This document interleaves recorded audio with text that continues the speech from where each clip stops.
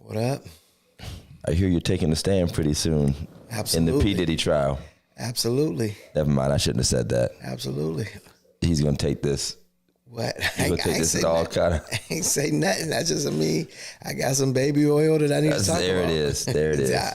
I need to talk about There the it baby is. oil. Can you believe how far this is going? I believe it may go a little bit further. You think it might go a little further? Absolutely. My man is done. Oh, one way or another, whether he wins, lose, draws, it doesn't matter.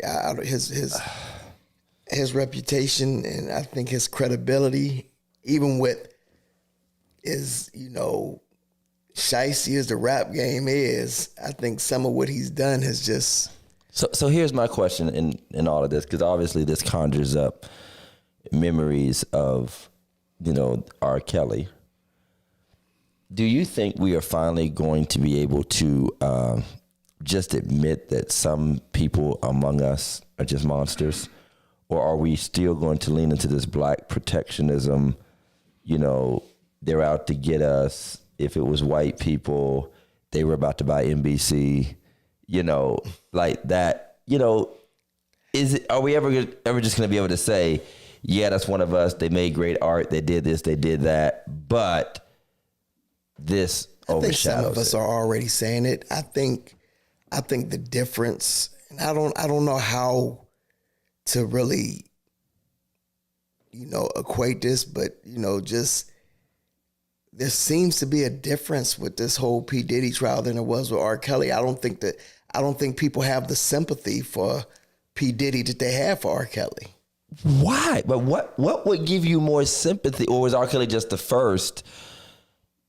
I mean, this dude, it was underage girls. And now we're talking, the Diddy thing is more consenting And or maybe non-consenting. Maybe is that adults. R. Kelly, P. Diddy was extremely arrogant throughout his entire career. R. Kelly wasn't? R. Kelly was on the show crying on what's her name? Just Yeah, crying. but before that, just the image, just the throughout the whole image thing, to he this. I agree, Jeff. I agree. I think Diddy was way more arrogant. You think he was more arrogant? Yeah. About it? Yeah. Okay. I got you. I can live with it. Then the way he treated the people on the shows. Yeah. You know what I'm saying? Yeah. I don't know. Well, you know what? That is true. And, I had strange vibes about watching that one little documentary special about him doing the reunion tour thing with the Bad Boy reunion. And there was just something about watching that. And this is before we knew any of this. This is several years ago. It was like 25th anniversary of Bad Boy, whatever it was. Yeah. He just gave off these vibes, and you didn't know the full story, but you sort of was like, all right, I get it why people stop rocking with him. Yeah. Why he has so many problems and artists fall off and whatnot. So many fell off. And just for me, anybody who put applesauce on cheeseburgers, I got an issue with you, bro. I got issues with you, dog. Ethan would like to debate you on that. It's like it never really happened. Was he convicted? Because he was never convicted. Mike never went to jail. He did settlements and stuff, though. He never went to jail, though. Listen, they took pictures of his junk and everything, man. And Hey, continue recording. Stop broadcast. Oh man, What's going on? recover. I guess we'll see what that does. Still going. Yeah. All right. Well, we're still here. We thought we had a little glitch, but that's what happens when you take 2 months off. Talking about Michael Jackson, people taking pictures of they junk every day, sending it on TikTok. So, But he was ahead of his time. He was he was the first. he was a pioneer. He sent the first sexting. Right. He didn't even have sexting. But we've had Bill Cosby, we've had R. Kelly, we have had P. Diddy, Michael, obviously. I think what messed it up for P. Diddy was the Cassie abuse video that came out first in the hotel and all of that. Thank you, Sister Karen.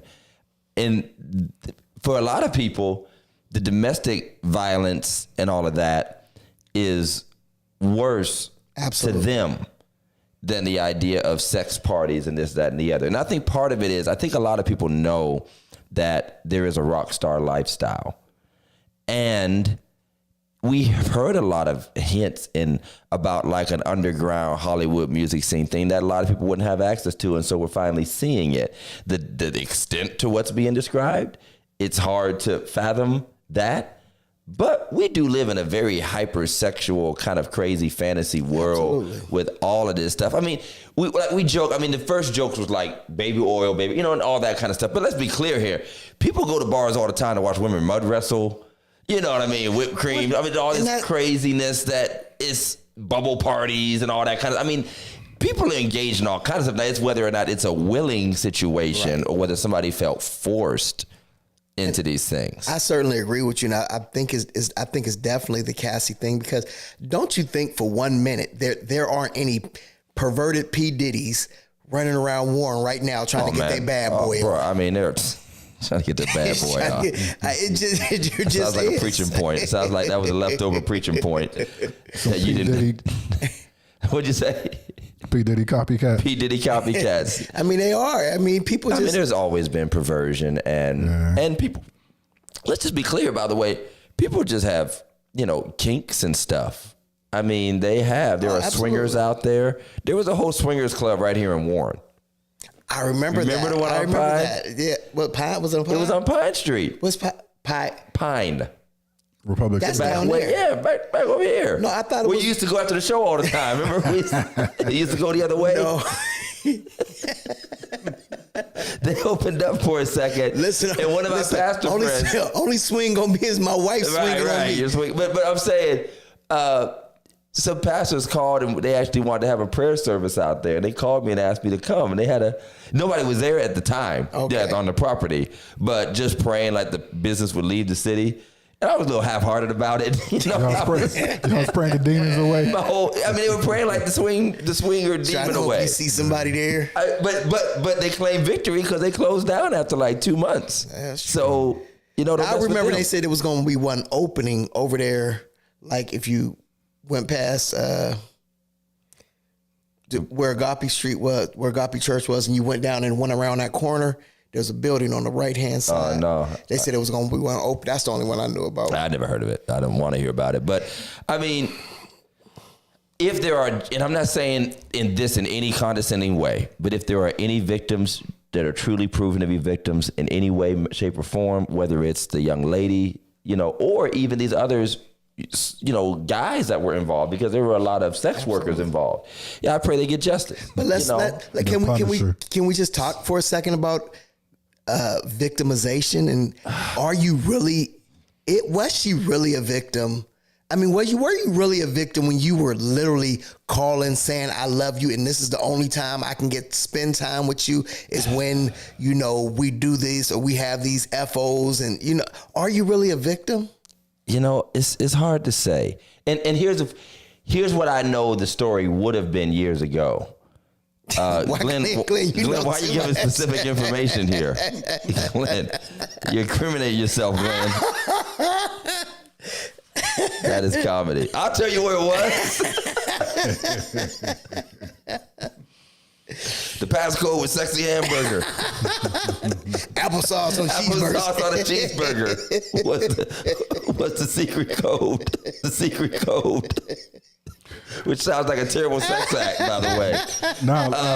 Go ahead. Victimization has obviously evolved over time. I worry that we live in a culture of over-victimization where there isn't accountability where it could be, and some people do get dragged down.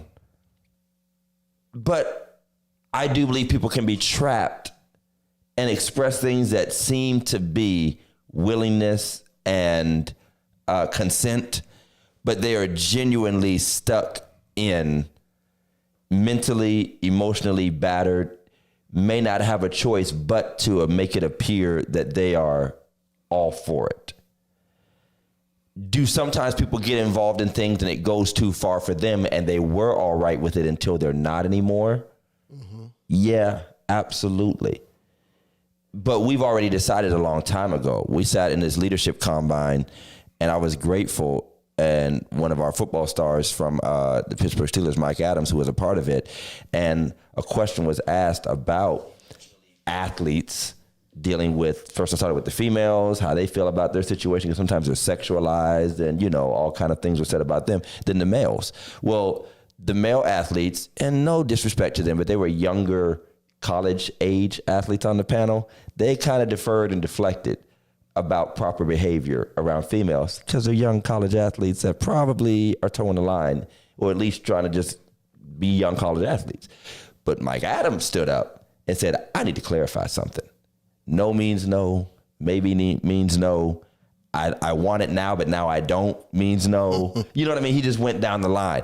And we've decided collectively, for the most part as a society, that even if a person is sending those kind of text messages or seeming to consent up to a point, once they're no longer consenting, or once there's evidence that abuse or mental or emotional abuse is at play, that it's still not consent. Now, whether or not that jives with how we normally think about things, because from a male perspective, we still think, and we'll probably, many of us always will think, rightly or wrongly, that, hey, that female should have some accountability. There's still going to be people talking about she shouldn't have showed up to the party. I'm talking about any girl. Right. Shouldn't have showed up to the party with that outfit on. If they, you know, all that stuff. That's never going to go away from society. But I think we've just evolved, that the way we would have answered this question 30, 40 years ago is just not the way we answer it now, which is why, what does that do? Byron Scott's getting sued from like 1987 right. for doing stuff that was probably happening all the time between athletes and movie stars and rock stars and underage people, or just females in general. Smokey Robinson, right.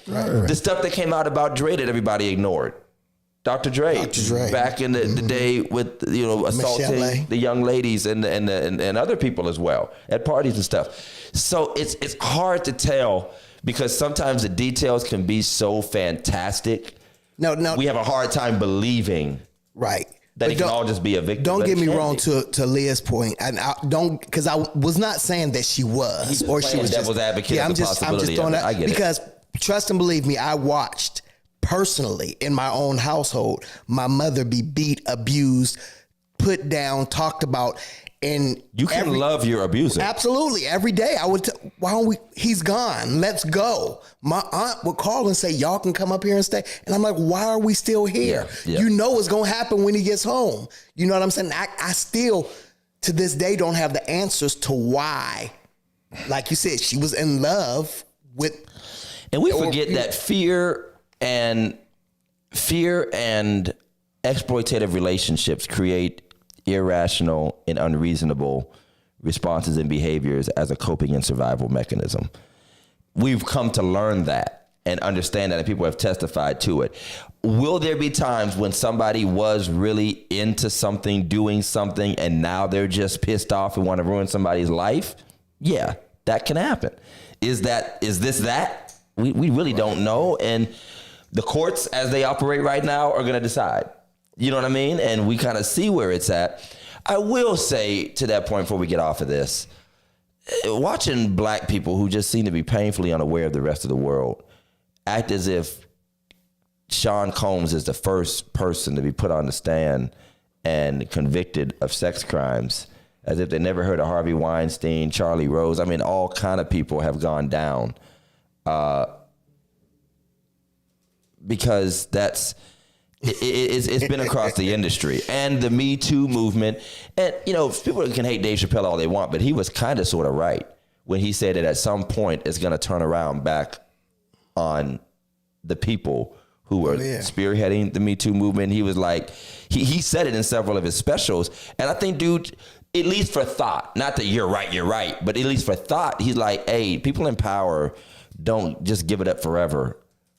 Sooner or later, there's a backlash. Absolutely. And you never know which case will be the backlash case, where it's like, get out of here. That day's over. You know, the days of victimizing sex are over. You brought down enough people. We're going to find reasons why. In Cassie's case, look at these text messages. And obviously, look at a lot of men that have jumped on that. I mean, the comments are disgusting. I don't have a problem intelligently discussing, knowing full well that neither of us, you've been in it more than I have, watching an abusive relationship. Right. But none of us have that in-depth training with the situation. But the comments I've read on Facebook, bruhs, log off. like straight log off if you got to go that hard at this young lady. Well, a lot of them are reading because a lot of them are perverted, and they're visualizing in their mind. They make me want to search their phones where they talking. I mean, and I'm not saying that there can be points, but I believe that because of they met when she was like 19 or something like that. She looked young. I don't know her, but this obviously carried on over time. But I mean, dude, like you said, socially at least is done for, but it won't be long before some people say, listen, dude made bangers and that's all I care about. That was R. Kelly's thing, right? Yeah. Dude is the soundtrack of a generation. Yeah, you're right. You ain't gonna cancel him in my family reunion. Mike is Mike. You know, Bill Cosby is Bill Cosby. Did P. Diddy really make bangers? Take that. They bumped in the club, produced man. it. Did he really? He produced it. He developed it. What song was a banger that P. Diddy made? I mean, I was an East Coast guy, man. I'm talking Biggie song. His stuff was nice, man. His whole album was nice. He had Total. I'm talking about him himself. He did. It was Puff Daddy and the Family, that one album. Yeah. That was hot, man. I was big on it. But I was big on the shiny suit. I was big on the shiny suit. Mace and Puff Daddy. Mace was cold. I was a Jodeci head, man. Jodeci was cold. Biggie was cold. Puff Daddy himself, even on the songs he got on, I'm like, well, let me tell you something. He was a champion to the mediocre mushmouth dudes like myself that really couldn't rap. Because I'm like, if Puff can make it, any of us can make it. Pierre said none. My brother, when we went to Baltimore for the summer, got us hooked on Bad Boy. We went to Baltimore, East Coast stuff, and I was rocking the Puff Mace stuff. I still can. You know, when I get in the car by myself, you know, I'm done preaching. You know what I'm saying? You still rocking the Bad Boys? I rock the Bad Boy joint. Now, see, I always thought Diddy was corny. He was always a cornball. He was a corny. He came around at the right time, though. That late 90s, early 2000s was a cornball pop. Like, he was like a pop hip-hop star. P. Diddy was horrible. No bangers in my opinion. Okay, now. She's like, convict him now. He's guilty of that. On a serious note, with some of the details that came out on the trial, you know, I'm not defending Diddy or anything like that. But do you guys think something happened to him when he was younger? I bet if it gets down to it, that's gonna be the story. But I thought there was his dad died when he was young, and I've heard that there's something out there about abuse. But I'll say this: sometimes you just have to accept that some people, like I said, are just monsters. And let's just be clear, man. Every everyday guy, boy, young man, all you have to do is go to a college campus or a high school to see the crazy, sick stuff that a man can be into, and females, by the way, and a man could be into, you know, and all you need is a chance, opportunity, enough resources to make it happen. So those of us, let's be real blunt. All of us have grown up looking at a video or a magazine or whatever. We come up in like the dial-up era. If you're going to sit through a whole telephone call to see some boobies, you know, you sit through a whole modem. That Big John satellite. Yeah, it took 20 minutes for the whole turn. thing is loading. Like the woman's body is loading. It take like 35 seconds. And if you look at the sickness that we could be into, and all of us, just be honest, the crazy movies that came out, the dumb stuff. Absolutely. We all want to live in that fantasy, and only a few of us get to. And what happens if somebody gets you? Some people shrink back. Some people shrink back when it's real, and it could just be a girl finally getting into a guy and he don't know what to do with it. You know what I mean? Or when they do walk into that crazy atmosphere where anything goes. Other people, especially if they're in control of the situation, they take what's out there. Absolutely. Well, I know we're gonna move on, but this is what I want to say. Cassie, that was messed up. Everything that happened was messed up. But I can tell you right now, Justin Bieber is gone. I don't know what happened. Sure? I thought he got saved. Justin Bieber don't know if he want to be saved. He want to be. I'm telling you, the dude is gone. Is Chris Brown still in jail? So is Usher. No, he just performed with. Yeah, he just performed with. I'm not saying he can't perform, but I'm just saying. I mean, he was just on with Kendrick Lamar and. But I'm telling you, something happened. Something happened with Justin, and something happened with Usher. Both. We Neither all know one. something happened with Usher because he married that 50-year-old woman when he was like 12. Neither one of them want to talk about it. Neither one of them will talk. Why Neither one would of them. they? Neither one of them want to be on talk about stage it with. either, though. Well, yeah, that's what I'm saying. That's would what they? I want to know what happened there. These okay. underage kids. We need to bring Jet Magazine back because this all would have been in there. If Jet Magazine was still in print, we would know all these stories. We would know. Absolute power corrupts absolutely. That's right. That's the truth, man. That's the truth. Well, welcome back, y'all. As you can see, we're just shooting the breeze. The name of the title of this show is Where Y'all Been, because we've been gone, man. We've been traveling, holidays. You know, how's it been the last few days? We're just freestyling. We'll do a meme in a minute, but we're just freestyling. I mean, what? How's it been since what, Easter? I mean, Hey, what? I'm that Before good Easter? guy, fly guy, all around. Never mind. Mace, you could say, haha. Mace. Puff, I'm a thug. I'm a die. Go ahead. Those are only Go lyrics I ahead. ever knew, man. Yes, sir, Doc. Those are only. Yes. If I would embarrass the crap out of my kids, if I put on one of them old Bad Boy songs in the Harding parking lot and started rapping along with it, you want to talk about ruining my life with my kids? No, man, we've been doing a whole lot, man. I mean, over the last, it's been a minute. We had Mother's Day. We had Easter. We've traveled. Anniversary. You've had anniversary. Yeah, man. Jeff celebrated his first full year. Full year, yes. Sir. Anniversary at Second Baptist. You're correct. It was That was the Negro News, brother. Ninja News from Jet. It was the Negro News, and all the men, all they wanted to do was Beauty see of that the week, brother. Beauty of the week. week. Teenage That's all we want to boys. see. Beauty of the week. The beauty of the week. Use your imagination. Jet Chop 20. I loved it, man. Yeah, congratulations to Second Baptist. And I want to congratulate Second Baptist of Steubenville because you got a great pastor. You got a good man here. And it looks like a wonderful, wonderful marriage of pastor and people. Yeah. And I'm really proud of you, man. And so that's happened. Also, congratulations to Pastor Todd. Yes. Appreciate it. Appreciate it. Masters, Doc. I almost brought He my mastered hat. it. I mastered it, Doc. He mastered it. Puff mastered it too, but you know, that's a different kind of master. But no, I mastered it. It was emotional, man. I mean, I kid you not, I'm gonna tell y'all a story that nobody knows. So yesterday we said goodbye to Mr. Theodore Washington, TD Washington, my buddy Ted's father. And I mean, Ted's been one of my best buds for years and years. And Mr. Washington was there the whole time. And just as we were pulling into Charlotte Saturday morning, we had driven all through the night, left about 2 a.m. And we got there about 10 something. We're just getting into this like city. And Ted calls and says he's gone. Wow. You know, and I knew it. Wow. I knew he was gone. I knew he was going. And he called and said he's gone, man. So we found a Cracker Barrel.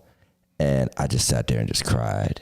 And I usually don't do that when you lose people, right. You know, because death is what I do. Like praise is what I do. Death is what I do. It just comes with the territory.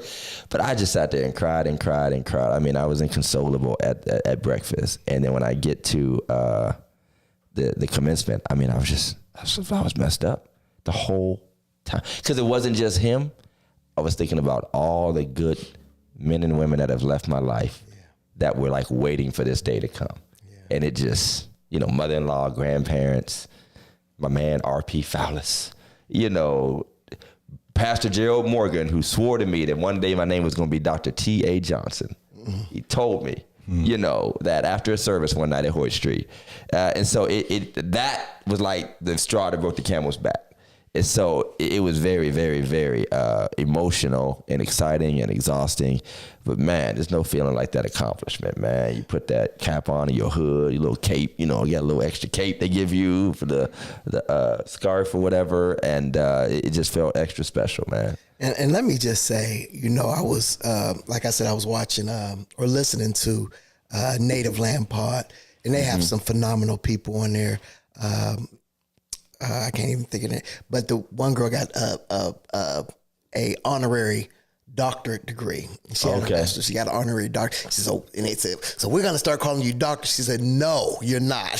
Thank God. She said, all y'all out there, if you got an honorary, don't go around calling Don't call yourself doctor. Especially to those who actually earned it. You don't understand. I watched him. Y'all know me and Todd talk almost daily. You know, I hear about the nights we up and studying and trying to do this and trying to do that and working two different things and, you know, doing all that. It takes a lot to go through what he had to go through to get that master's degree. So, you know. And I didn't have a right to jump into the debate before when there was a heavy debate going online between the earned degrees and more or less the rigorously earned degrees versus some of these cheaper degrees in every way. Absolutely. Cheaper in cost, cheaper in effort, every way. I feel justified in joining that debate now. And even though some people can get ugly about it, and I would never get ugly towards a brother or sister, especially when you're talking about, because we're talking mostly about, you know, pastors with these degrees, it matters that you earn it. Absolutely. And I want to read I want to know what your thesis was. You should be able to tell me your thesis, your dissertation, because, and I'm not saying if you've been in this game for a long time and it is kind of an honorary thing, but you've kind of earned it through decades of service, I can live with that. Absolutely. But if you, right, in my little season, you only been at this 5, 10 years or so, 15 years, and it's just a cheap piece of paper that you got. And you start pastoring last year. You got the bars, right. And you didn't, first thing you did was run out and get the bars and stuff, and your sermon titles are still misspelled on Facebook and stuff. Right. I mean, because when you earn it and work like that, and you know somebody else didn't do any research, never had their ideas challenged, never had a professor literally like, yo, this is all wrong. Everything you said was wrong. I hope you don't preach this in front of your church because this is terrible. Like if you don't get that, you haven't really gone to school, because school is supposed to challenge you, not just affirm you or be an easy path to a piece of paper to make you feel like you have prestige. And unfortunately in the body of Christ, because we just want to treat everybody equally and you know, it's not the same if you just got in a little church basement and did a few Sunday school lessons. It's not the same. And I feel like we're worse off for acting as if it's the same. I'm not saying put anybody down. I'm just saying call it what it is. Call it a local Bible college. They probably shouldn't even be offering doctorate degrees. They should be offering certificates in biblical studies and call it a day. But this whole, I set up a satellite, and let's just be honest, because that's what happens, with some unknown college with shaky accreditations, and now I'm just passing these doctorates out in 9 months. Yo. Right. Because I'm going back into it. It costs $89.99. Here's what I say. I can publish what I wrote. Right. And will, because I need the money. But listen, since we just throwing it around and you just brought that up, I need to bring this up because this is something I just read the other day, or I just saw the other day. You tell me how you feel about it. Leah, please weigh on this. There was a teacher or a young white girl. She looked like she maybe was in the 3rd grade. Not with the Divine Nine stuff she on. wore the she wore the Divine Nine stuff, and the teacher took it off of her. Gave her something else to wear. Said, nah, Doc, you ain't earned this. Well, that is the price of the Greek life, the Black Greek life, especially going so mainstream, and people not protecting their own brand and own them. Somebody did something to let that get in that girl's hands. Yeah. Somebody did something. Either it was in, somebody could have died, and the mother said it was given to her. The mother, somebody gave it to the mother. I don't know if they, got out of the Divine. That's stuff's not supposed to end up at Goodwill. That's stuff's not supposed to end up, I think even if you know somebody in the life and they pass away, you're supposed to make sure it only goes to people within the thing. And I do believe the teacher was on trash, but I believe that would just be a teaching moment to just tell the parent. Right. Because a lot of people in that school probably wouldn't know or care. And if you just tell the parent, hey, by the way, this is actually a very exclusive kind of a thing, and I'd be happy, to just educate you and replace it because somebody else outside of here might not be so nice, and I'm just trying to save you some stress. But taking it off of her in class, like the other 3rd graders are gonna be offended. Like what? Gave her a Smurf shirt. Put this on.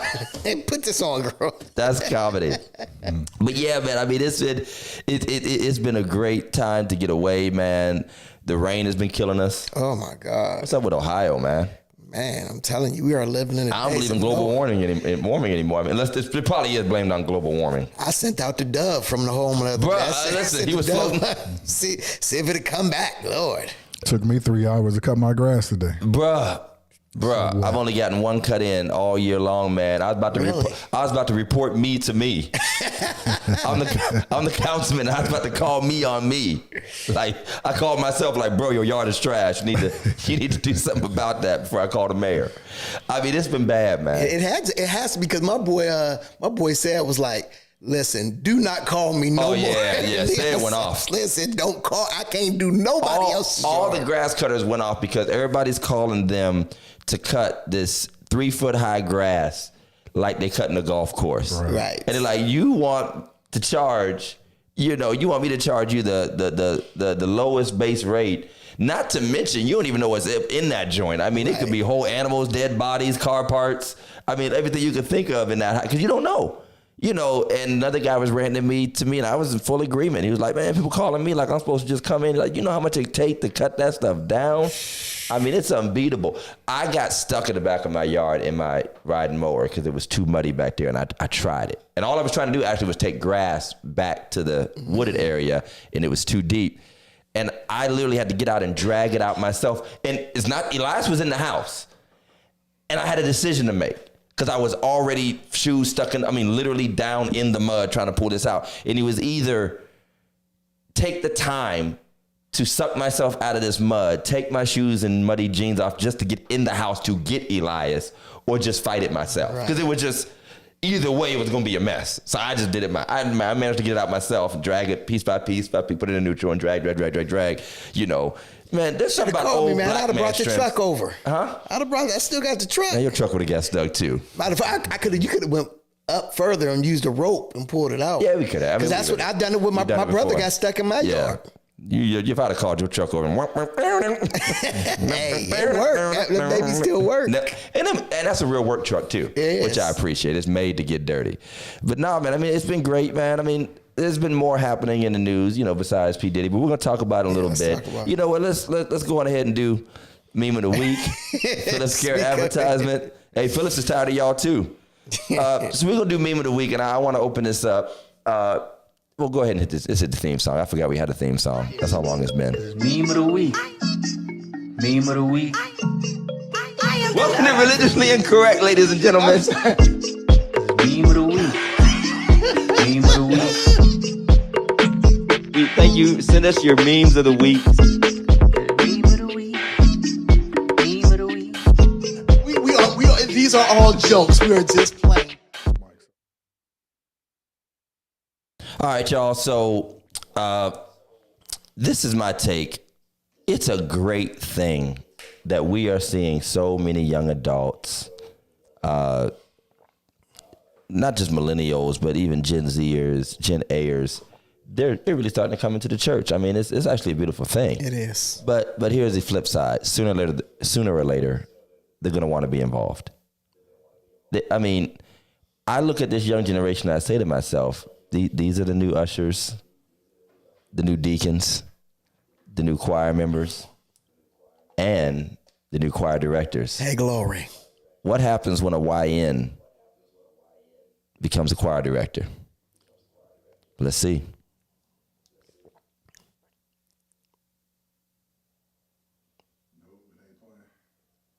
Can you load it in? Hit the plus button. It's been a while, y'all.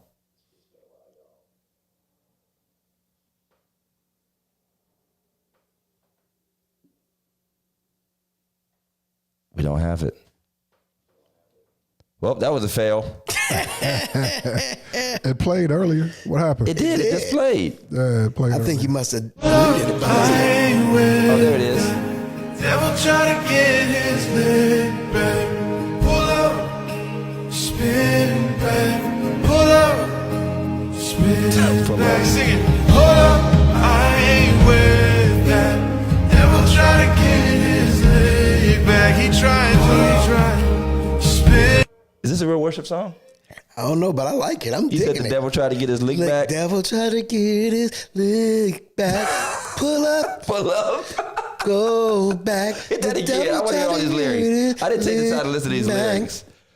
Ooh, I felt like going in. We don't care that it's cut off. Just play it. I don't care. I ain't with that. Devil try to get his leg back. Pull up, spin back, pull up, Spin back. spin back, sing it. Hold up, I ain't with that. Devil try to get his leg back. He tried to, spin. Okay. Listen, Here's what's encouraging to me. It looked like he was in a very traditional church. right. He was like literally at his great grandmother's AME church. He had on his triple fat goose coat with a t-shirt. He had on his It puff was either coat. cold or hot outside. Which one? I don't know. Right. Well, that is what happens, Scott, when we let YNs on the tech team or when we've been out of practice for a while. So we'll try to meme next time. Wait a minute. Now that was a meme. But did you see what Kirk Franklin done to that boy on When he was dragging him across the stage. oh my God. That was assault, man. That was assault. He knew he was too big to be moving like that. Man, that boy messed up that boy's whole career. Yeah. I did. Yeah. I mean, you know, everybody doesn't have that leprechaun energy that Kirk has. I mean, you can't do you that. don't sing. Exactly. You can run it's across easy stage. for you because all you're doing is hollering. Right. You can run you're across God's stage. hype man, basically. This brother trying to sing. He You're said, God- I'm God's hype you're man. God's hype man. You are Flavor Flav for heaven. and you try to make Luther run back and forth Right. while he's singing a ballad. It doesn't.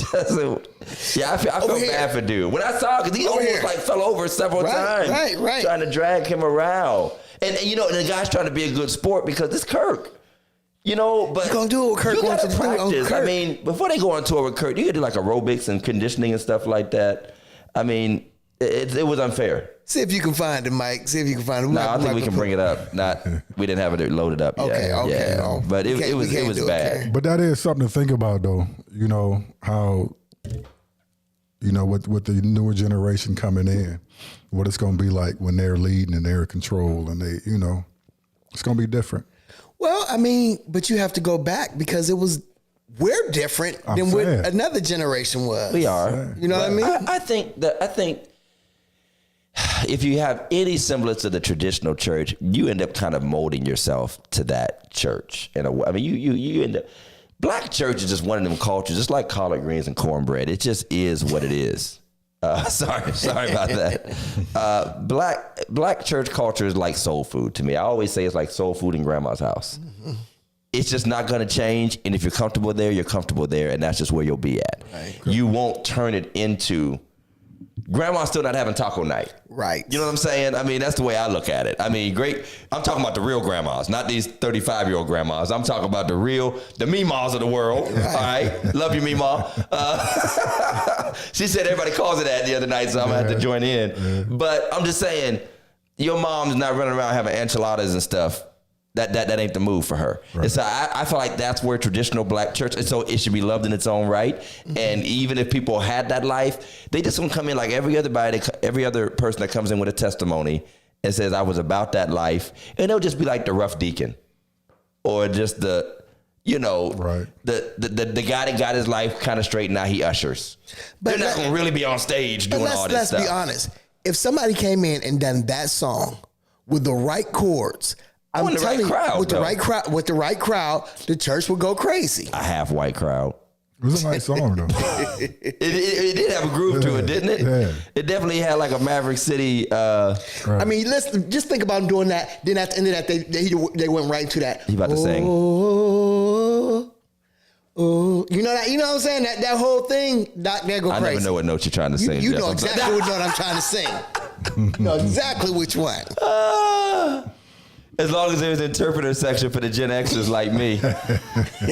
You ain't wrong. But I mean, we've already seen like the hip hop church. We've already seen the Mike Todd church. We've already seen the people gather around. You know, they're bumping. You know, they're doing the hardcore. And they've even started taking like the classic gospel songs and gave it that vibe. Yeah. If you watch them giant choir church videos where everybody has on like a beige jogging suit, which is feeling real Kanye-ish to me. I mean, every time I see them videos where it's just a church full of young adults singing in the choir, and they're singing like an old school, like hallelujah, salvation, and glory, and they're hallelujah, and they're doing it. It comes off a little cultish to me, because who passed out these jogging suits? Everybody's got the same color. Well, I tell you what, I've seen two churches doing where your fans at thing. And Okay, don't all right. do it. Stop. We forgot.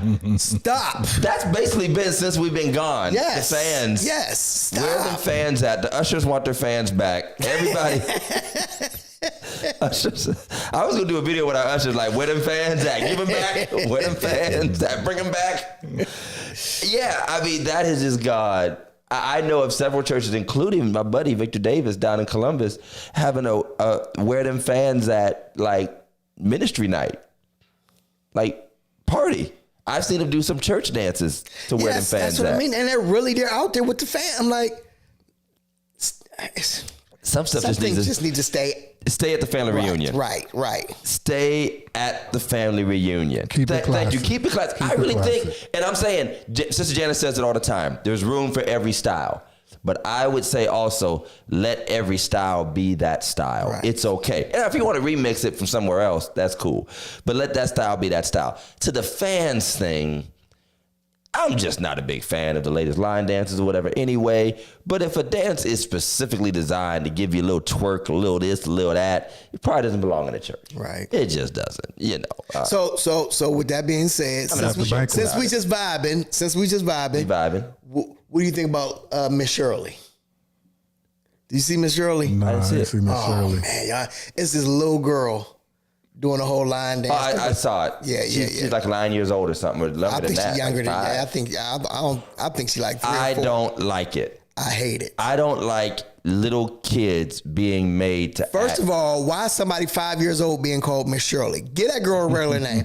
Her name is Jaquanisa. Why does she have a booty tight jumpsuit and you're 5 years old?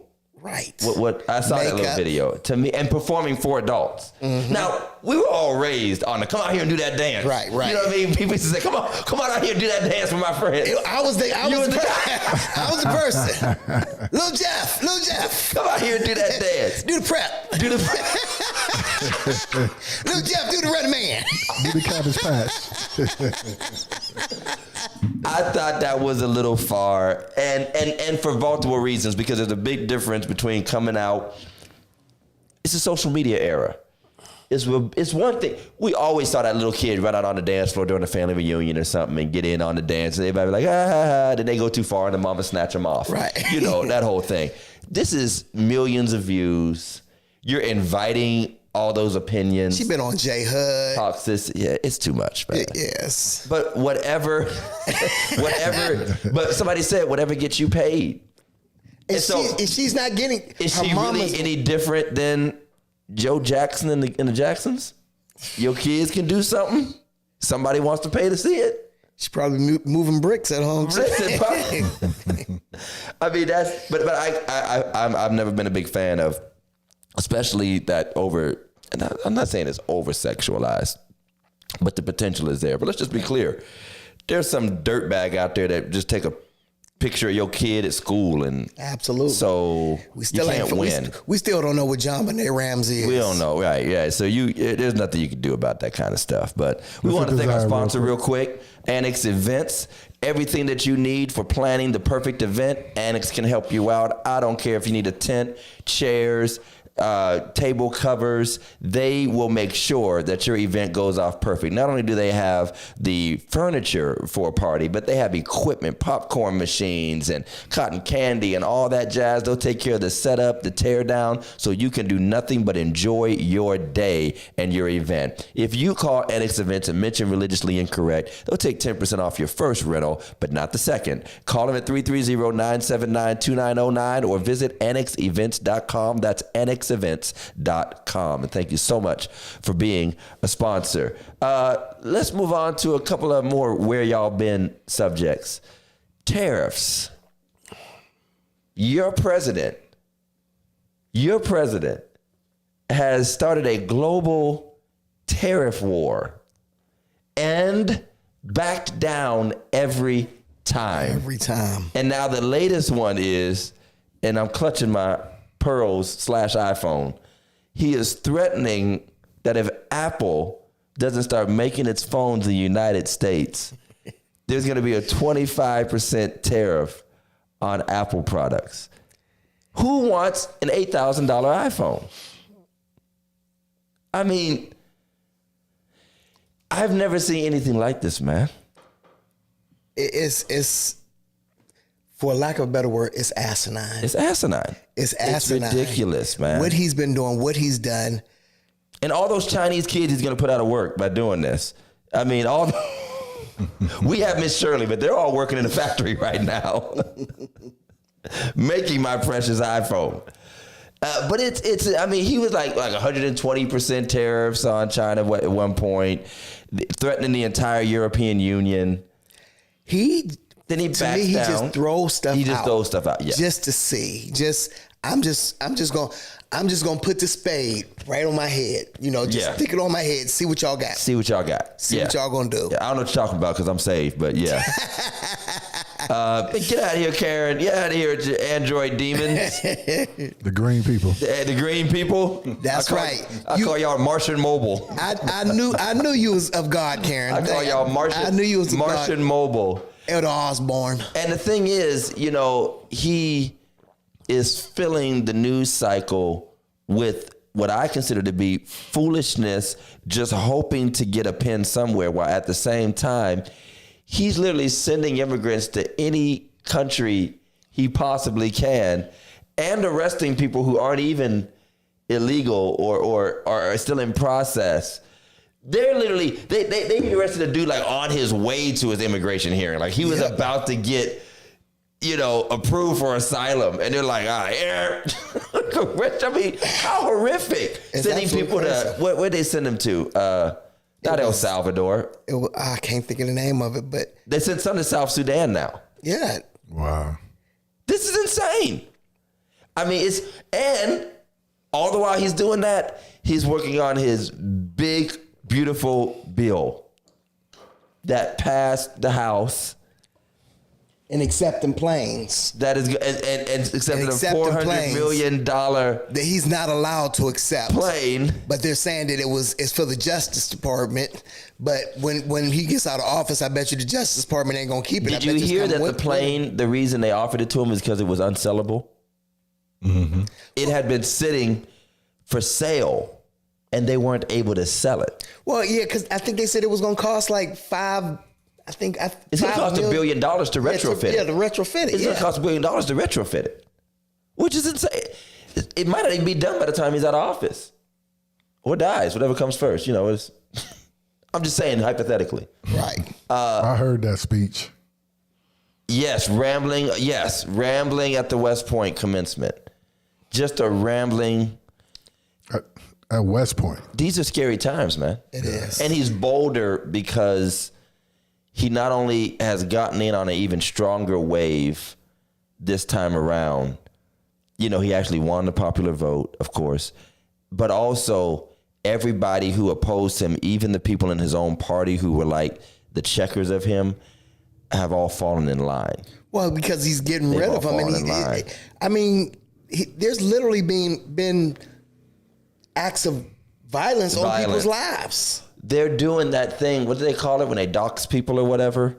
Doxing, where they reveal your home personal information. Wow. And what they've started doing is MAGA extremists, and I'm not saying it's everybody who believes in Trump, but MAGA extremists, especially those internet troll type people, they are sending pizzas to people's houses. I heard that. And to their children's addresses.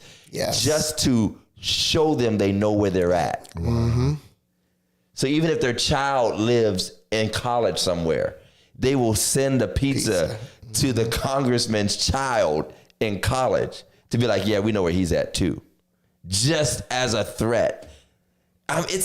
You never thought you'd see anything like what we're seeing today. And I believe every single administration has been, you know, underhanded in some way or another, or participated in policies or made compromises, even with the parties and people we agree with, right, has made policies and compromises, and sometimes just outright self-serving or perhaps poorly thought out ideas to please party people or whatever the case may be. But this is at a whole nother level. Like Tony Brown said, you can't make this. You can't make this stuff up, and he don't say stuff.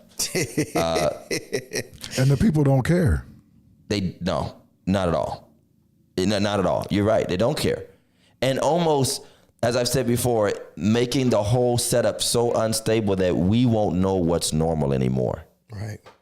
And getting back to what we knew as normal, the DEI stuff, trying to block Harvard from taking any international students. Now, for people who cheer this on, including some people that I really do know and love, but who have benefited medically from the research and the advancements, where do you think it came from? Right. Right. It was not Billy Bob working down here at Trumbull because apparently they couldn't keep that joint open. It was not people. It was these international students. It was these people who put their heads and their minds together. And yes, I have deep reservations about the cost of college these days and all that kind of stuff. But you cannot deny that some amazing, wonderful developments have come through.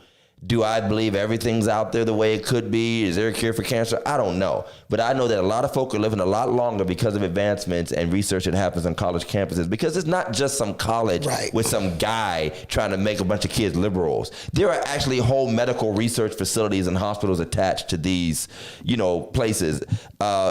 Literally.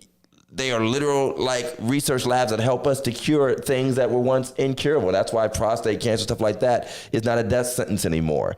And now you're literally pushing them away. And not only are you pushing them from America, but you're pushing them to other countries. Right. Absolutely.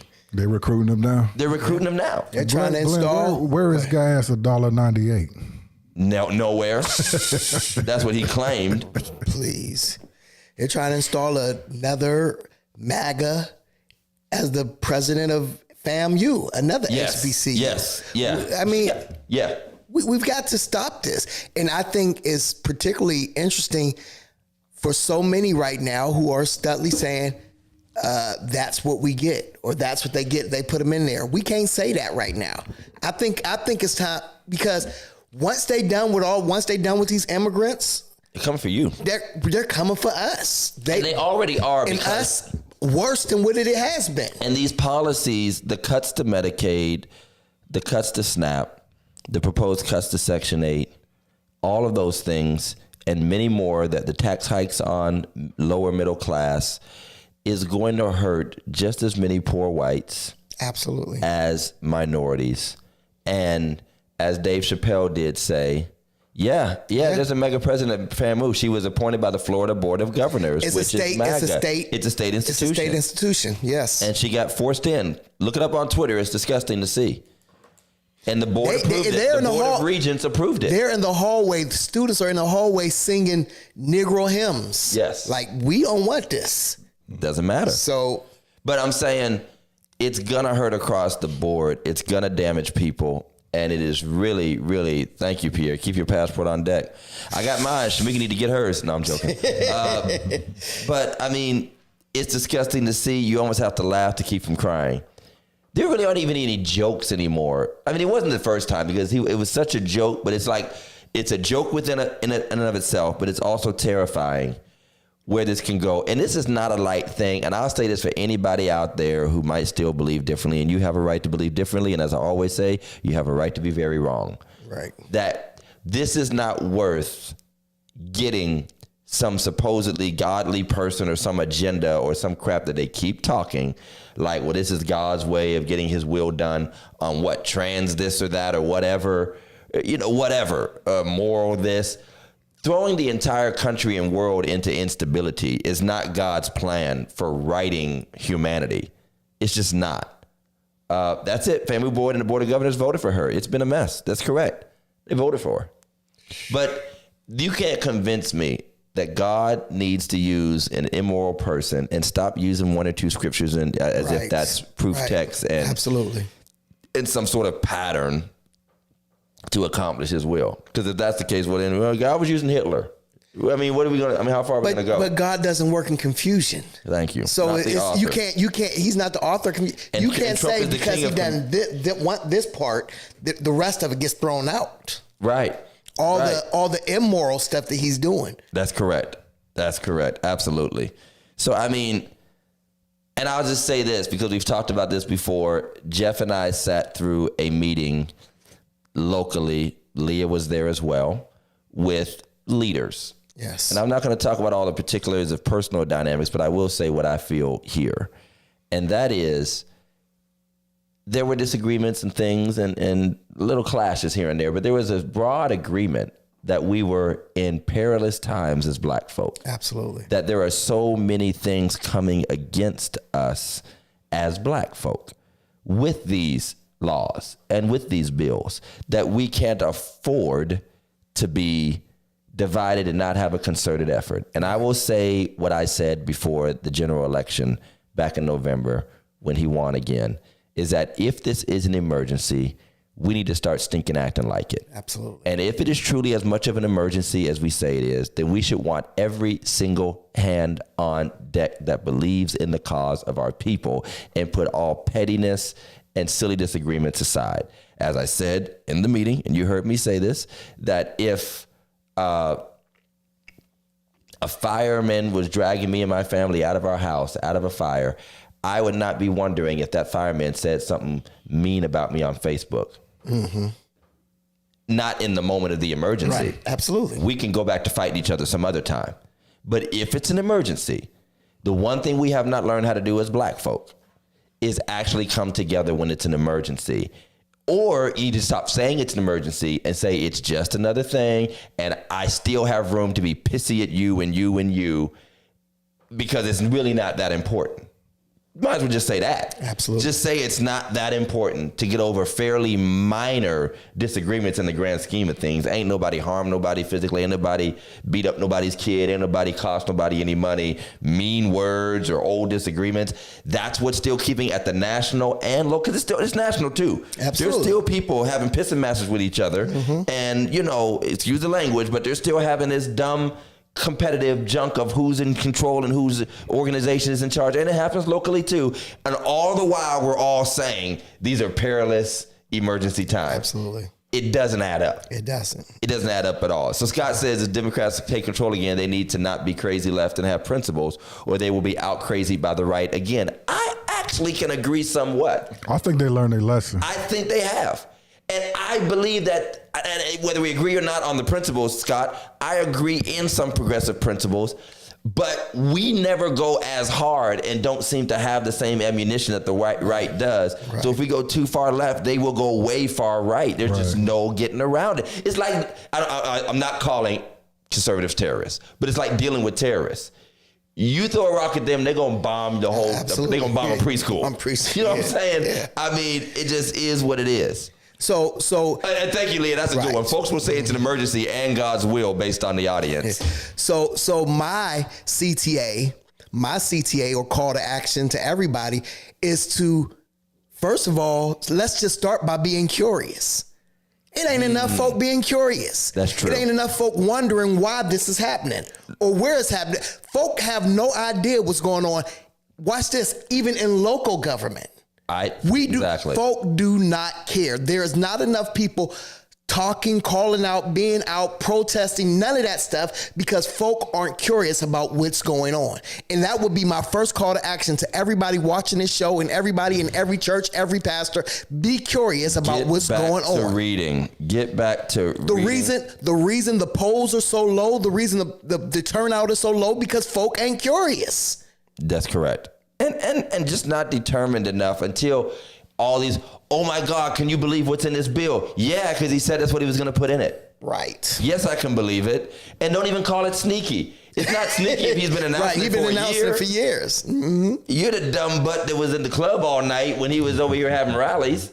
I mean, it just is what it is. Leah asked, when did the Dems go crazy left? I will maintain, whether we agree or not, that when they focused and made too much out of things like environmentalism and gender roles, rights, and things like that, that was always going to be a no-go for a lot of more people than you like to think. Yeah. I just think. I agree. I'm not saying I disagree with the premise. Right. I'm saying it just doesn't jive with enough people. And again, there are crazies on both. When we say crazy, I just mean very loud voices. Right. And man, you know, those other voices are louder and crazier. I think that the Democrats have learned that you can't please everybody. That is true. And I think that's what they were trying to do. They were trying to include everybody. Yeah. And yeah. And we were too fractured. I mean, over the Palestine stuff, right. over. I mean, it was very fractured. Ooh. Yeah, they're going deep. There it is. I can't disagree with Scott. That kind of stuff is triggering for people. And I keep saying this and nobody wants to listen. You got to remember, our entire generation was raised on, and Mike was probably in this boat with me. We were like warned about this stuff every Sunday night where the world was going to go. When they were bashing gays in church, with the number one thing they were saying is pretty soon men won't be men anymore and women won't be women anymore and people going to be choosing. They were saying that and we were like laughing in the back pew. They warned us. And so to a lot of folks, it's like fulfilled prophecy. Yeah. When you got, even though it's taken out of context, just the fact that you have Ms. Harris talking about, I support, sex assignment surgery in prisons and stuff like that. It's like, that's just in nobody's world. And it might seem like a small, minute issue, but it's such a trigger. And remember, even the biggest guns only have the smallest triggers. All you need is to trigger people with some of those ideas that have been traditional to a whole generation. Doesn't mean that our world isn't naturally evolving in a certain direction, because it is, obviously. But to watch it pushed as a part of a political platform, and you got the other team saying men are men and women are women, you're gonna get a whole lot more folk going that way. Whether we have more grace and understanding of the issue, more nuanced or not, that's still gonna win every time, all right? When you're at the bottom of the ladder and no abomination changed anything, why investigate? Right. I get it. No matter how big the gun is, the trigger is still small. The smallest trigger will still set the gun off. That is nuts. That's it. So I don't want to stick on this. I just have one last one-word subject to talk about. I want y'all to lean in. One last one-word subject to talk about. Okay. I'll say it again for the Holy Ghost. One last one-word subject to talk about. And that word is sinners. I still haven't seen it yet. Well, we about to get spoiled. Put your earphones on. You ain't seen it yet? Nah, I still ain't see it. If you haven't seen it, log off. I went and saw it after we had dinner. I went and saw it that night in Columbus. Oh, did you? Yeah. I went for a ride, was talking to the wife. I was going to get a snack, and I'm like, oh, there's a movie theater. And it was open, it had a 10:30, 10:20 showing. I was only like 10 minutes late. I jumped in that joint. In the whitest suburb in Columbus, by the way. Extremely beautiful. Extremely but white. beautiful. Whitest suburb in Columbus. So I went there. Sorry, Pastor Harris, and that's where I snuck off to after the session was over to see Sinners. I thought it was a masterpiece. Yes, finally. I thought it was. We agree. I thought it was a masterpiece. Hey, the music, the imagery, the meaning. Okay, you haven't seen it, but you do understand the premise, do you? So you do know it's a horror flick. Yeah. And that it involves vampires. Mm-hmm. So basically, it's about culture vultures. Mm-hmm. It's about culture vultures. Yep. They wanted the culture. Huh. And the words they said were so haunting because they were almost like enticing. Join us, kind of a situation in some cases. And you got, violent and horror story. But it was racist. They were KKK people, by the way, if you don't know the white guys, they were KKK. Mm-hmm. But they were like, come join Unity. There'll be no race. There'll be no this. You'll be loved. Da, da, da, da. And it's literally like baiting black people to join a culture that will never love it or respect it, but will suck out of it its soul and its culture. But the only way they could get to you is if you invite them in. You gotta invite them in. What a story. They can't force their way in. You have to invite them in. They can't cross the threshold of the door unless you let them in. Let them in. And once you let them in, it's over. It's over. It's over. So that was my take on it being a masterful piece of cinema. Now, I'm so glad you said what you said, Miss Karen. Now let's talk about Christians and movies like Sinners. Hoodoo and vampires, no thanks. Now, I will admit, I hate horror movies. I am not a horror movie guy. The last real horror movie I've actually watched, and actually I think it's what turned me off, is when I was young and we watched The Lost Boys. I remember that The movie. Just vampire, a the little teenage movie, a little vampires, bit. The Lost Boys. Yeah. Back in the day.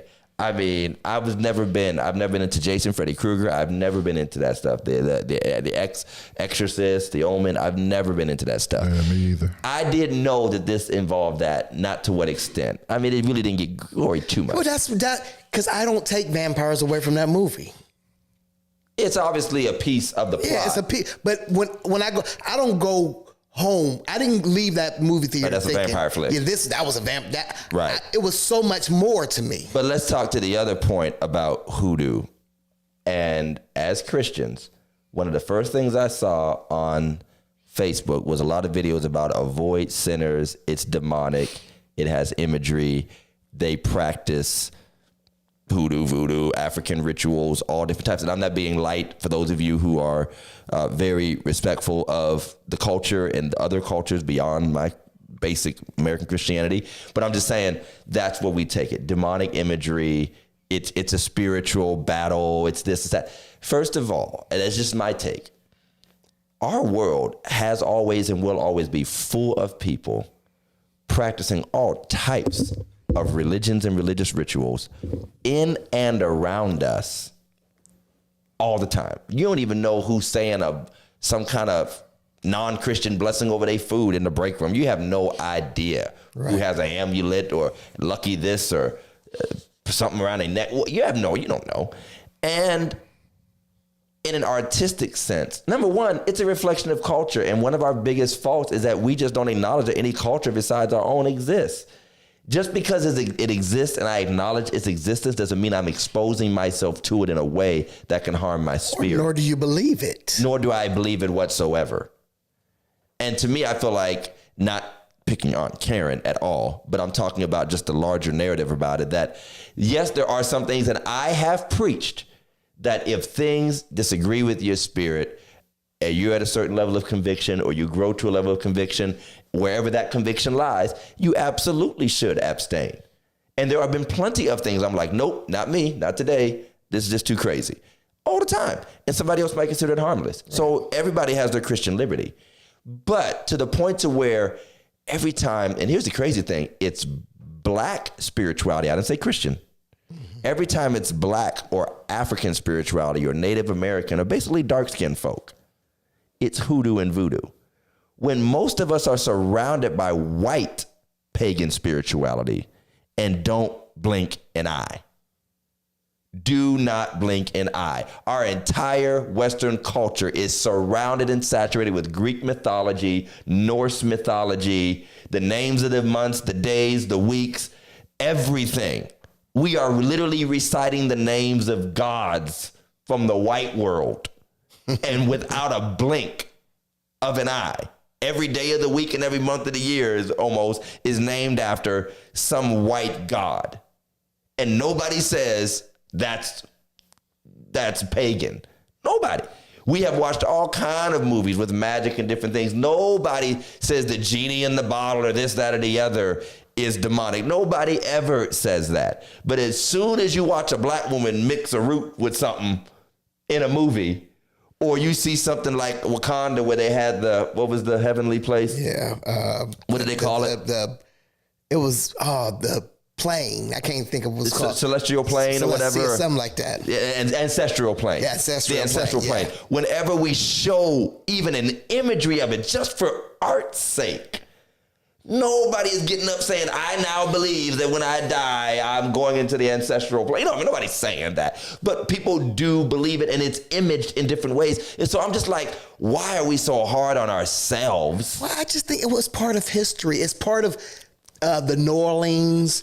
All that. It was just, that's what happened, and they were paying homage to what happened. Now, here's the thing. Everybody got mad because they said she brought a real witch doctor on or whatever. Rita just said that. Who said it was said that they had a hoodoo a voodoo priest on set, don't Right. you think it was an opening for demonic portals? Well, here's the thing. Okay, I'm gonna start right. I'm gonna stop right there and say I don't believe in demonic portals. So right. Let me well, just that stop for there. one. Well, secondly, Sorry, y'all. Formula One. They bring a real race car driver on. Football. If you're gonna portray if you're something- you have to learn what they're doing. It's what they do in every movie. That's what they do. And I balk at the idea that artistic expression, though it can lead to, and I have preached it, by the way, it absolutely can lead to influence and impact on our lives. Pastor Tatum said it perfectly. First of all, you have to know what you can handle as a believer. All right. But secondly, we as a people, a historic people, deserve the same opportunity for our multi-faceted culture to be displayed as much as anybody else.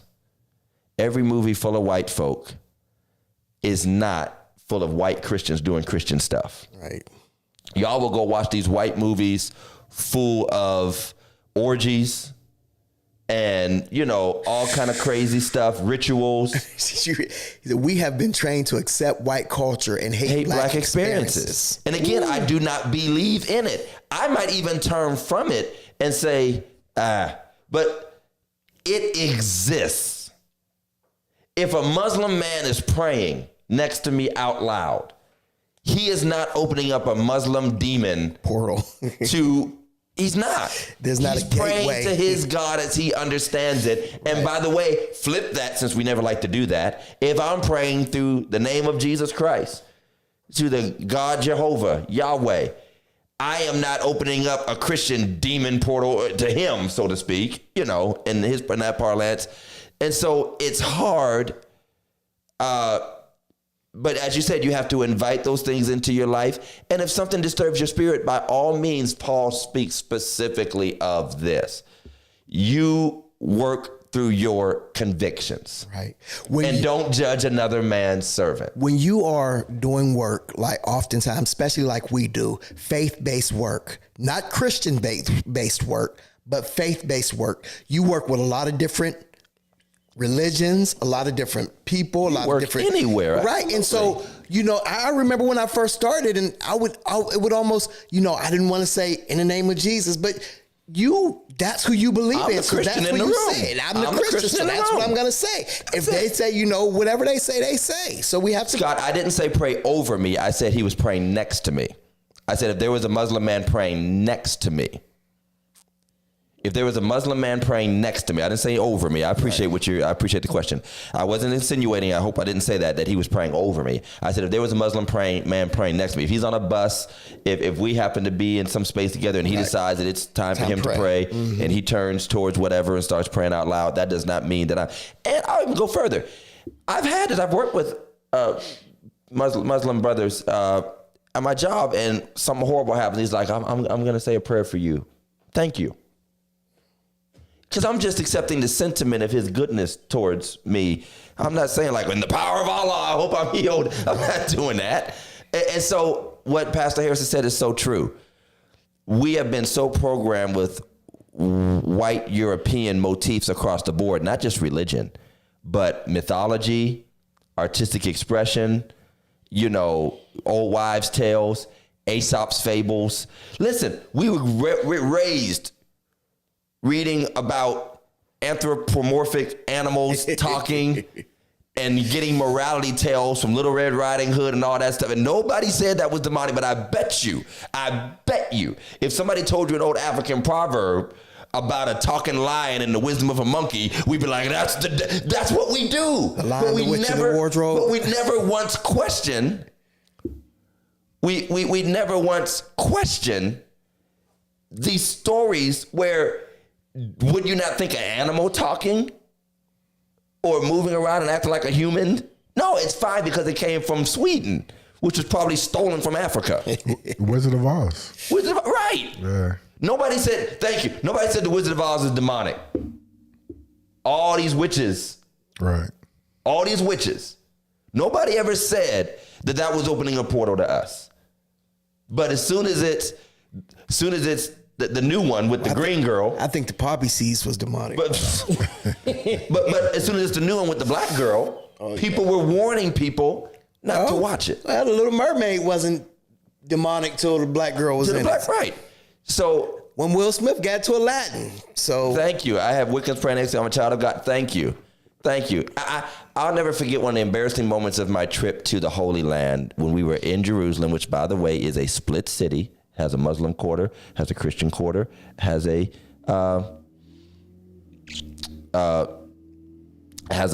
Jewish quarter. They literally have speakers there because it's quite under control of the Muslims. You know, the Dome on the Rock. I mean, that whole Western Wall has a mosque on top of it. Speaker comes on, Muslim prayer goes out over the airways. Now the Jewish folk just go about their business. Christians, in the name of Jesus, I rebuke you. What are we doing? What are we doing? What are we doing? And so, first of all, I pray for my Muslim brothers. I would pray for one who asked me to pray for them, but I won't impose my religion on anyone. Right. Or my faith. And so I thought that Sinners melded those different themes together, melded the themes of music. And by the way, it's a mythology within itself in a way. We know music has power, but his whole premise was that the blues in particular, right, and that Delta blues that has like a spiritual element to it. That was kind of his premise. Right. And again, and I'm not trying to make light or draw false, but we grew up watching Disney movies where Pocahontas starts singing and leaves start floating around and they're touching people and healing them and all this other stuff. We watched that's all similar imagery. This is just live action. Right. And we've seen a million, movies like this. And so my whole thing is either all of it's demonic or all of it deserves its chance at artistic and cultural expression. Okay? Absolutely. We can't pick or choose. Absolutely. That the white expressions, because there's been all kinds. Movies, Deliverance, of horrific rapes and atrocities. And nobody says that's opening up violent thoughts in me and this, that, but when we look at, again, do I believe in doing the hoodoo practices? I do not, but I respect that they exist. And in the same way, Lord help me, because I did a baby blessing today, that I asked for my little vial of oil, and according to my tradition and my faith, which I do believe is the true, real, living faith, and when it's all over, my faith will win. I know how arrogant that sounds. That's what I believe. But I'm going to dab that hair, and I've been teaching on the anointing and anointing oil. That's my symbolism. We've been oiling each other down with this doggone olive oil from Giant Eagle. Come on. For 100 years. Come on. And got stopped and got several families talking about, I need some blessed oil for my house. Blessed oil for my house. That's our faith. Need some blessed oil for your husband's drawers. So that's our faith. Hakuna Matata. So it means no worries. No worries for the rest of your days. So I balk at the idea, because if I were to take, and I can, and I'm not being funny with anybody who might disagree with the premise, but I'm intelligent enough that if you gave me a list of the music you listen to, the TV shows you watch, I could point out all kind of ungodly, unbiblical principles in there and say, you should burn every TV in your house. There is no biblical TV shows anymore. And almost every TV show you watch. I mean, but there are so many themes and symbols everywhere you look. Nowhere can you go. The money you spend has symbols on it that means something to somebody. Absolutely. It doesn't mean nothing to you. Doesn't mean nothing to you. So I'm just saying, if you can't accept that artistic expression and you feel that a certain movie exposes you, I would say, number one, don't watch it. But I would also say, make sure you apply that to every form of art and not just the black ones. Because this only seems to come up most of the time with the black ones. So with that being said, Second Baptist Church of Warren will be hosting a Sinners movie for Bible study. You know what? Eat the meat, throw away the bone. some artistic expressions are too vital to the culture when we have so few of them. Yeah. And for all the dumb stuff that gets put out in the name of blackness, to have a brilliant filmmaker like Ryan Coogler exploring these types of, I see what you did there. To explore these types of things, which I think are very important to our world. It's a generation, yeah. And to finally have the resources to have our stories told our way. And here's, to me, I'll say one final thing about this. It is not to rebuke anybody, but the fact we're so disturbed by black imagery shows how starved we are of black imagery. It shows how starved. We haven't even had the chance to be normalized to our own mythology as we have to other people's. We haven't had the chance. We will watch a movie about the god of Thor. Literally, the whole Marvel, DC, Wonder Woman stuff is just steeped in Amazonian and Greek mythology and all that stuff. And much deeper movies than that, not just the fun action movies, much deeper movies. We won't blink. We won't blink. And so my thing is, what we're seeing now, and Leah, hear me, because I think you'd agree with this, is black culture has been starved of black imagery and history and the fullness of it. And black history is more than George Washington Carver and Martin Luther King and Rosa Parks. And black history did not start in America. And see, that's a part of the reason why we balk at truly studying black history, because you're going to run into some stuff that don't look like what we've been believing for the last couple hundred years. Indeed. And you can't talk about the greatness of Africa without talking about the religions and the beliefs and the practices of Africa.